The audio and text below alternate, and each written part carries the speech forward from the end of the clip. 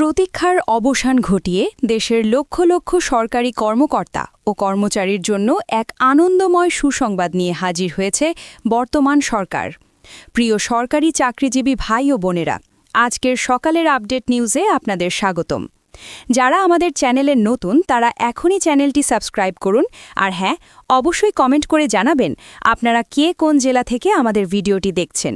তবে চলুন কথা না বাড়িয়ে আজকের সর্বশেষ সংবাদটি জেনে নিন। রাজধানী ঢাকার তেজগাঁয়ে অবস্থিত প্রধানমন্ত্রীর কার্যালয়ে আজ এক অত্যন্ত গুরুত্বপূর্ণ এবং নীতি নির্ধারণী বৈঠক অনুষ্ঠিত হয়, যেখানে সভাপতিত্ব করেন প্রধানমন্ত্রী তারেক রহমান এবং তার সঙ্গে উপস্থিত ছিলেন অর্থমন্ত্রী আমির খসরু মাহমুদ চৌধুরী।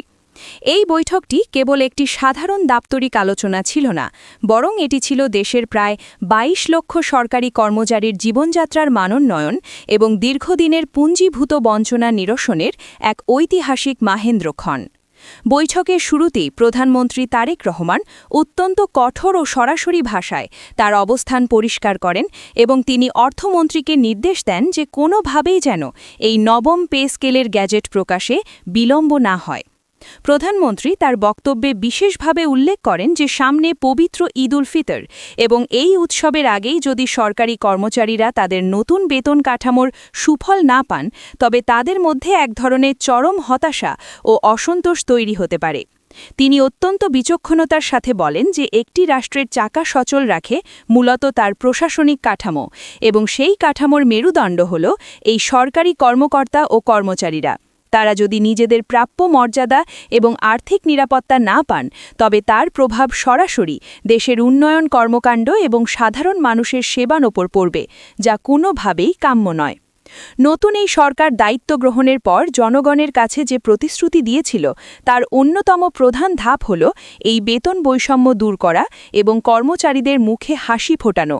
তাই প্রধানমন্ত্রী স্পষ্ট করে জানিয়ে দেন যে ঈদের আগেই এই গ্যাজেট প্রকাশ করতে হবে, যাতে করে উৎসবের আমেজ প্রতিটি কর্মচারীর ঘরে পৌঁছে যায়। নতুন প্রস্তাবিত নবম পে স্কেলের যে খসড়া কাঠামো আজ অনুমোদিত হয়েছে, তাতে দেখা যাচ্ছে যে সর্বনিম্ন মূল বেতন বা বেসিক বেতন নির্ধারণ করা হয়েছে ১৭,০০০ টাকা। এর পাশাপাশি সর্বোচ্চ বেসিক বেতন নির্ধারণ করা হয়েছে ৯৫,০০০ টাকা।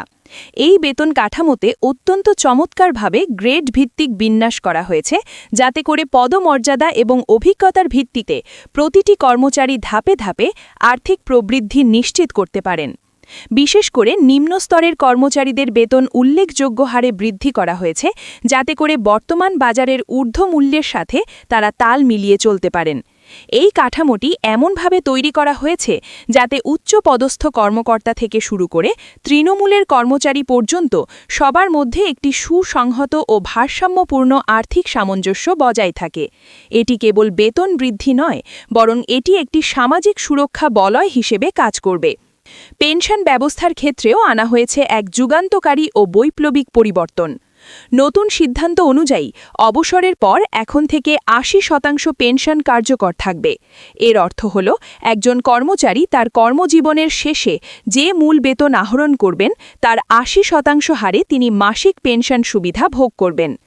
আগে এই হার নিয়ে অনেকের মনে দ্বিধা ও অসন্তোষ ছিল, কিন্তু এই নতুন সিদ্ধান্তের ফলে অবসরপ্রাপ্ত কর্মচারীরা তাদের শেষ জীবনে এক বিশাল আর্থিক নিরাপত্তা পাবেন, যা তাদের পরিবার ও সামাজিক মর্যাদা অক্ষুণ্ণ রাখতে সাহায্য করবে। এছাড়া বার্ষিক ইনক্রিমেন্ট বা বেতন বৃদ্ধির বিষয়টি এখন থেকে সম্পূর্ণ স্বয়ংক্রিয় ও স্বচ্ছ পদ্ধতিতে কার্যকর হবে। প্রতি বছর নির্দিষ্ট শতাংশ হারে মূল বেতনের ওপর এই ইনক্রিমেন্ট যুক্ত হবে, যা দীর্ঘমেয়াদে কর্মচারীদের ক্রয় ক্ষমতা ধরে রাখতে সহায়ক হবে। ভাতা কাঠামোর ক্ষেত্রেও সরকার অত্যন্ত উদারতা ও বাস্তবমুখিতার পরিচয় দিয়েছে। বর্তমান সময়ে স্বাস্থ্যসেবা গ্রহণের উচ্চ ব্যয় বিবেচনায় নিয়ে স্বাস্থ্য ভাতা বাড়িয়ে করা হয়েছে ৭,০০০ টাকা। এটি সরকারি কর্মচারী ও তাদের পরিবারের সদস্যদের জরুরি স্বাস্থ্য সুরক্ষা নিশ্চিত করতে এক গুরুত্বপূর্ণ ভূমিকা পালন করবে। আবাসন সমস্যা সমাধানের লক্ষ্যে বাড়ি ভাড়া নির্ধারণ করা হয়েছে ৮,০০০ টাকা।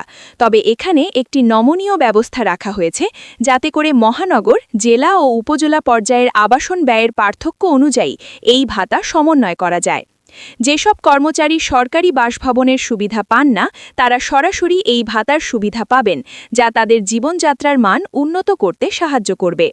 যাতায়াত ভাতার ক্ষেত্রেও ৭,০০০ টাকা নির্ধারণ করা হয়েছে, যা কর্মস্থলে যাতায়াতের ক্রমবর্ধমান খরচ সামলাতে কর্মচারীদের সরাসরি সহায়তা করবে। নতুন এই বিশাল কাঠামোতে আরও অনেক ধরনের সময়োপযোগী ভাতা অন্তর্ভুক্ত করা হয়েছে, যেমন বছরে ২ বার মূল বেতনের সমপরিমাণ উৎসব ভাতা প্রদান করা হবে এবং বাঙালির প্রাণের উৎসব নববর্ষ উপলক্ষে নির্দিষ্ট হারে বৈশাখী ভাতাও চালু থাকবে। ৩ বছর পরপর শ্রান্তি বিনোদন ভাতার পাশাপাশি দায়িত্বভিত্তিক বিশেষ ভাতা ও ঝুঁকিপূর্ণ সেক্টরে কর্মরতদের জন্য ঝুঁকি ভাতার ব্যবস্থা রাখা হয়েছে। সন্তানদের পড়াশোনার খরচ সামলাতে শিক্ষা সহায়তা ভাতা এবং মাতৃত্ব ও পিতৃত্বকালীন বিশেষ ছুটির সুবিধাও এই পরিকল্পনার অংশ। এছাড়াও প্রভিডেন্ট ফান্ডের সরকারি অংশগ্রহণের হার বৃদ্ধি এবং গ্র্যাচুইটি সুবিধা আরও শক্তিশালী করা হয়েছে।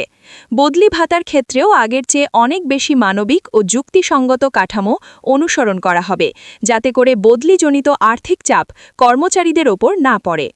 প্রধানমন্ত্রী তারেক রহমান বৈঠকে অর্থমন্ত্রীকে নির্দেশ দেন যে এই পে স্কেল বাস্তবায়নে যেন কোনো ধরনের প্রশাসনিক বা আমলাতান্ত্রিক জটিলতা না থাকে। তিনি স্পষ্ট করে বলেন যে গ্যাজেট প্রকাশের তারিখটি হতে হবে সুনির্দিষ্ট এবং এর কার্যকারিতা যেন অবশ্যই ঈদের আগে শুরু হয়।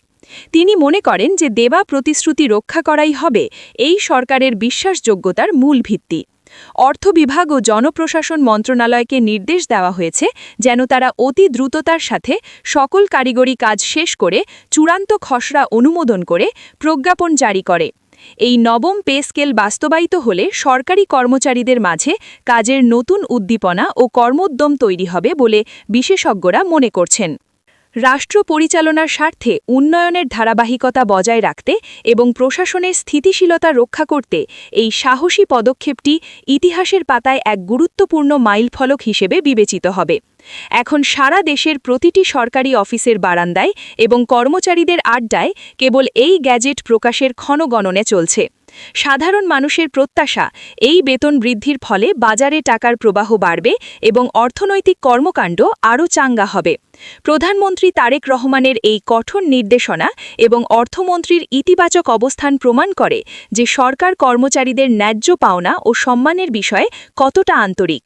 এখন শুধু দেখার অপেক্ষা ঈদের কতদিন আগে এই বহুল কাঙ্ক্ষিত গ্যাজেটটি আমাদের হাতে আসে, যা বাংলাদেশের ২২ লক্ষ পরিবারের জন্য বয়ে আনবে এক অভূতপূর্ব খুশির খবর। ভিডিওটি খুবই জরুরি, তাই দয়া করে সবার সাথে ভিডিওটি শেয়ার করতে ভুলবেন না। আর নতুন ভিডিও আপডেট পেতে এখনই চ্যানেলটি সাবস্ক্রাইব করুন।